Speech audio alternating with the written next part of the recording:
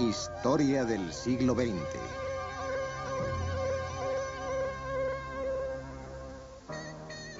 Roosevelt y el New Deal. En 1932, mientras las colas del paro se hacían cada vez más largas en toda América, 13 millones de personas estaban sin trabajo. Casi un tercio de la población confiaba en las donaciones de organizaciones de caridad. No había seguridad social para ayudarles. Era la época de la Gran Depresión. Los desalojos se convirtieron en una imagen común, ya que la gente no podía permitirse por más tiempo seguir con los pagos de su mobiliario y sus viviendas. El presidente republicano, Herbert Hoover, creía profundamente en el esfuerzo personal y no en la ayuda del gobierno. Pensaba que la seguridad social contribuía a la pereza. Sus esfuerzos para detener el alza del desempleo fueron pocos y llegaron demasiado tarde. En ese momento los pobres tenían que vivir en ciudades de chabolas, a las que amargamente llamaban Hoovervilles o Villas Hoover.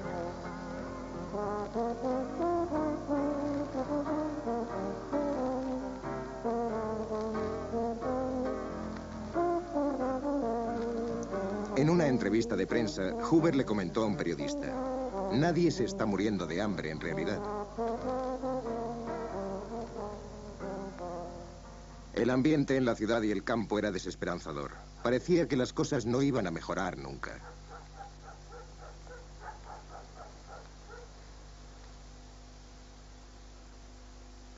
El hombre, destinado a cambiar todo esto, había nacido en la mansión llamada Hyde Park, en el estado de Nueva York. Era miembro de una rica familia americano-holandesa. Su nombre era Franklin Delano Roosevelt. En su caro colegio privado destacaba en deportes y era popular. Su encanto cautivó a una prima lejana, Eleanor. En 1904, ambos estaban invitados a la boda de un primo común. Un año más tarde, ellos mismos contraían matrimonio. Los dos eran ricos. Después de dejar la universidad, Roosevelt ejerció de abogado y se dedicó a la vida familiar. Entró en la política como senador por el Partido Demócrata y más tarde fue el ayudante más joven hasta entonces del ministro de Marina. Luego, en 1921, apareció la tragedia. Roosevelt tuvo un ataque de polio. Nunca más volvería a caminar sin apoyo. Su carrera política parecía llegar a su fin. Su esposa Eleanor fue una ayuda vital en los años sucesivos que le hizo volver a la política.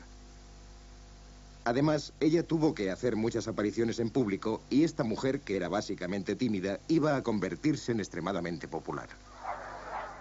Animado por su esposa, algunos amigos íntimos y sus propias ambiciones, Roosevelt se convirtió en gobernador de Nueva York en 1928. El éxito allí le llevó en 1932 a llegar a ser el candidato presidencial que el Partido Demócrata ofrecía para combatir la depresión. Vamos a considerarnos, todos los aquí reunidos, profetas de un nuevo orden de confianza y valor. Esto es algo más que una campaña política. Es una llamada a las armas. Dadme vuestra ayuda, no solo para ganar votos, sino para ganar esta cruzada de devolver a América a su propia gente.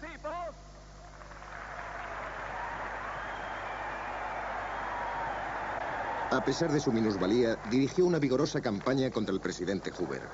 Su mensaje era claro. Él ofrecía a los americanos un nuevo acuerdo, el New Deal, que pondría a los desempleados a trabajar otra vez. No dio planes detallados para acabar con la depresión. A los votantes no les preocupaban mucho los detalles. Lo que querían y obtuvieron fue esperanza y confianza. El resultado nunca se puso en duda. Amigos míos, parece que ha habido una gran victoria esta vez. Así que permitidme agradeceroslo de nuevo, deciros que espero veros a todos muy pronto y desearos buenas noches con afecto.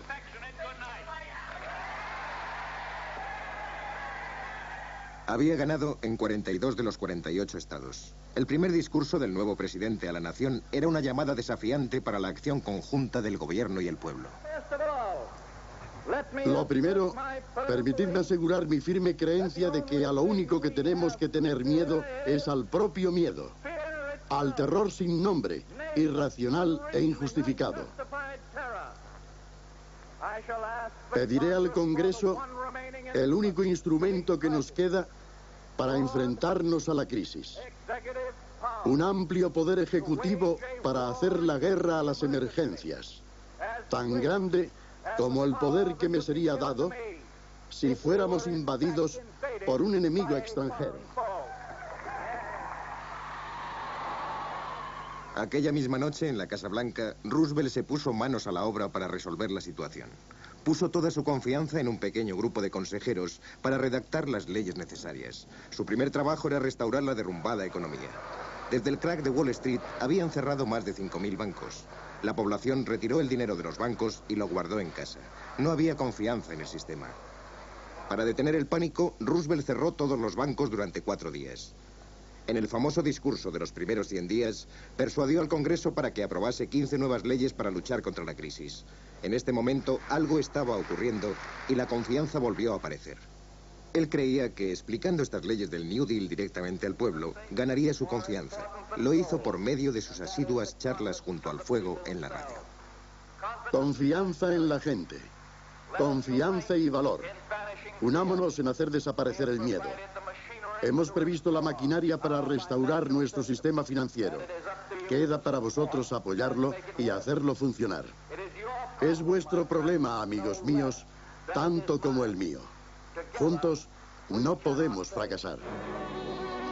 Una de sus primeras leyes permitía que se volviera a vender cerveza. Marcaba el final de la prohibición y del control de los gánsteres en la bebida. A las nuevas leyes, que ayudaron a todos los grupos de la comunidad, se las rebautizó como las leyes del alfabeto. Se prestó ayuda a los granjeros a través de la AAA o Acta de Ajuste de la Agricultura. Los campesinos sufrían por el rápido descenso en los precios de sus productos. Para elevar estos precios, se pagaba a los granjeros que producían menos. Pero esto significó cosechas destrozadas y el ganado que se moría. Para algunos críticos fue un gran gasto. Podía ayudar a los granjeros, pero ¿qué pasaba con aquellos americanos que morían de hambre? La respuesta de Roosevelt era lograr que los desempleados ganaran dinero en los planes de construcción del nuevo gobierno.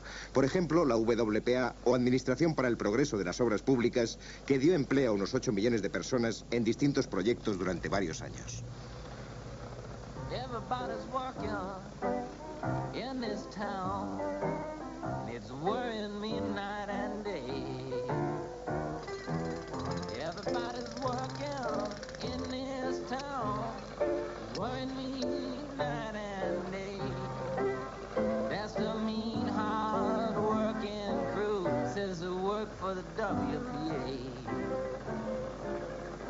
Para hacer que los jóvenes salieran de las autodestructivas colas del paro, se crearon los CCC o Cuerpos de Conservación Civil.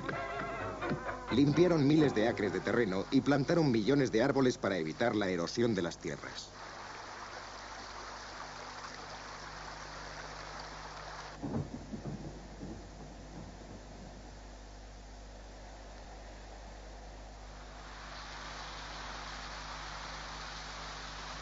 En algunas partes de América, las fuertes lluvias ocasionaban inundaciones que arrastraban consigo la tierra y destruían la forma de vida de los granjeros locales.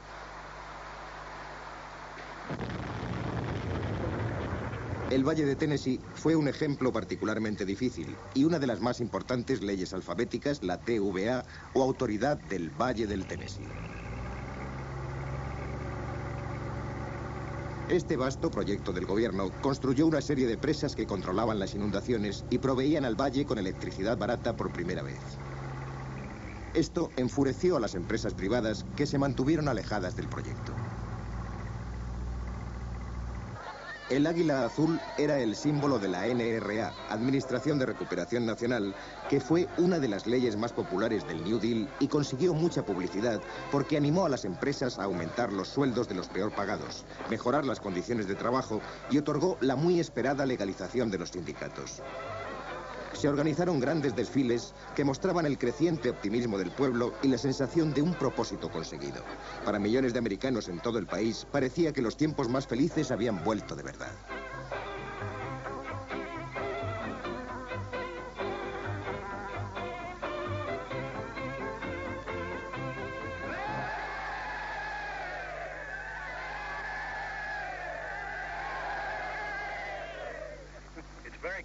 Es bueno estar aquí en este campo de los CCC de Virginia. Ojalá pudiera dejar la Casa Blanca un par de meses y venirme aquí para vivir con ellos, porque sé que me inundaría de salud, igual que ellos lo han hecho. La única diferencia es que ellos han engordado unas 12 libras por cabeza desde que llegaron aquí, y yo estoy tratando de perder 12 libras. Muchos americanos pensaban que tener a Roosevelt en la Casa Blanca sería bueno para ellos. Y una de sus primeras ordenanzas como presidente fue que a las personas afligidas que se pusieran en contacto con la Casa Blanca no se les debía evitar con falsas promesas. Personas de todas las esferas escribieron al presidente porque pensaban que él podía hacer frente a sus problemas.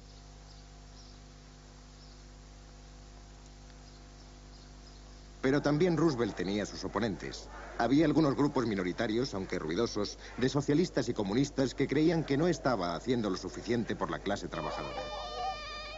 Además estaban los ricos, que se resentían de pagar impuestos más elevados para financiar el New Deal. Pensaban que Roosevelt era un traidor a su clase, una amenaza a su modo de vida. Algunos incluso se negaban a mencionar su nombre. Roosevelt hizo frente a esta oposición. Es verdad que se está pisando a algunos y va a seguir así. Pero son solo unos pocos en comparación. Unos pocos tímidos que tienen miedo al progreso e intentarán poner nombres nuevos y extraños a lo que estamos haciendo. A veces lo llaman fascismo, a veces comunismo, a veces totalitarismo, a veces socialismo. Pero al hacer esto intentan hacer muy complejo y teórico algo que es en realidad simple y muy práctico. Yo creo en las explicaciones y en la política práctica. Pero en las elecciones presidenciales de 1936, Alfred Landon, el oponente republicano a Roosevelt, atacó el New Deal como poco práctico y extravagante. Después de 3 años, debe estar claro para todos que el gasto y la extravagancia no producen empleo. Es un espectáculo lamentable ver a los líderes republicanos llamando a este proyecto gasto y extravagancia.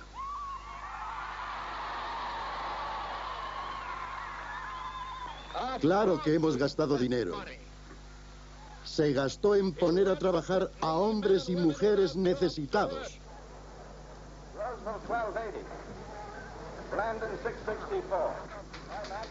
Cuando los resultados electorales aparecieron, estaba claro que Roosevelt había conseguido otra victoria aplastante. La mayoría de los americanos querían las dos cosas, a Roosevelt y el New Deal.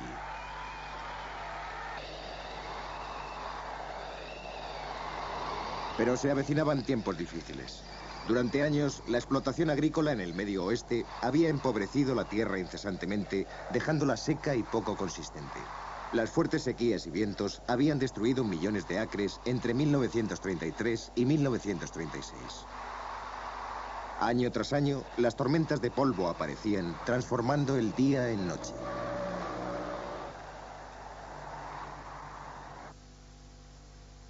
Se creó una enorme cuenca de polvo. Nada crecía. Los animales morían. Muchos propietarios de pequeñas granjas fueron a la bancarrota y los arrendatarios no podían pagar el alquiler.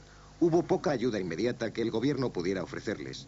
Así empezó una inmigración en masa desde estas tierras. Miles, atraídos por las historias del oeste de oro, reunieron las pocas pertenencias que les quedaban en carretas desvencijadas y emprendieron el camino hacia California.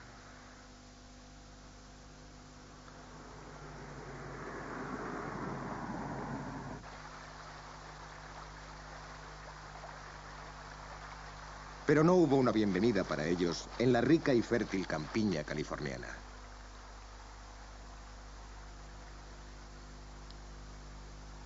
Los que habían sido alguna vez propietarios de tierra eran ahora afortunados al ganar unos pocos dólares en los campos y huertos de este estado. A no muchas millas de distancia, la industria cinematográfica de Hollywood fue uno de los éxitos más brillantes de los años 30. Las estrellas continuaron brillando para aquellos fans que las admiraban.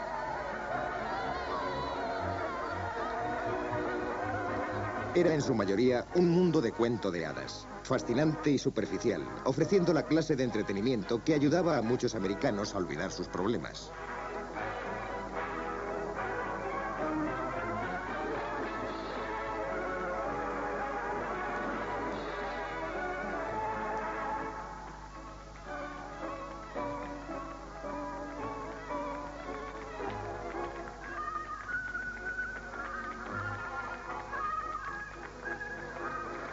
Pero en el mundo real, la vida de los refugiados en los campos de trabajo de California distaba mucho de ser lo que se veía en las películas.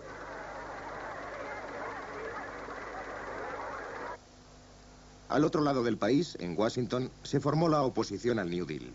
El Tribunal Supremo, el más alto cuerpo legal de los Estados Unidos, había declarado muchas de las leyes de Roosevelt como inconstitucionales. Parecía que el New Deal estaba en peligro.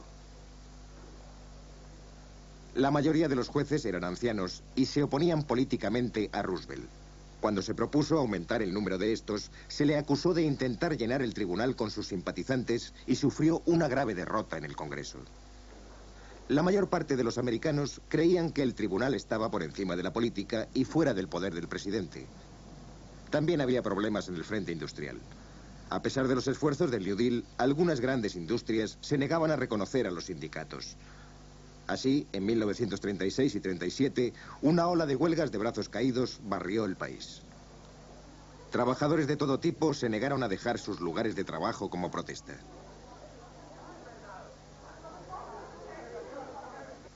Por todas las áreas industriales de América, especialmente en los sectores del acero, del automóvil y del caucho, los piquetes de huelguistas continuaron.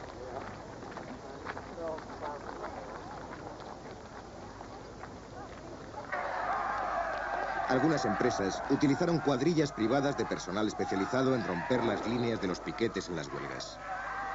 Para muchos empresarios, en 1937, todos los miembros de los sindicatos eran comunistas peligrosos y merecían que se les tratase como a tales. Pero gradualmente los sindicatos consiguieron obtener el derecho a ser reconocidos, aunque muchos, asustados por las huelgas, no invirtieron su dinero en la industria y el desempleo se elevó de nuevo en 1938. Una vez más aparecieron las colas del paro. Pero al menos ahora el gobierno estaba listo para representar su papel. Los desempleados no tendrían que pasar más tiempo rebuscando en los cubos de la basura para mantenerse vivos. La seguridad social y las pensiones para la tercera edad se habían establecido. A finales de los años 30, el New Deal había empezado a transformar el país. Las empresas del gobierno construyeron carreteras, casas, colegios, hospitales y edificios públicos de todo tipo. Las nuevas presas y otros proyectos no solo dieron trabajo y electricidad a muchas partes del país, sino que hicieron que millones de acres fueran fértiles otra vez.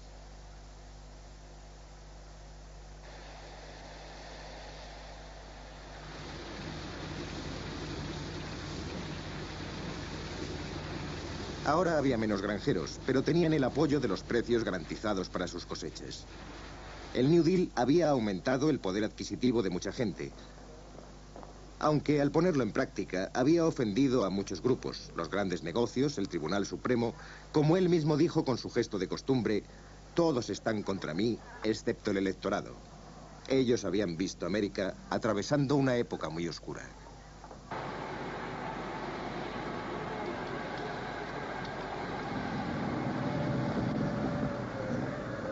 Pero fue un hecho fuera de América, la guerra europea de 1939, con su demanda de armas americanas, lo que puso a la gente a trabajar otra vez. Irónicamente, fue este hecho, más que el New Deal, lo que finalmente acabó con el desempleo en los Estados Unidos.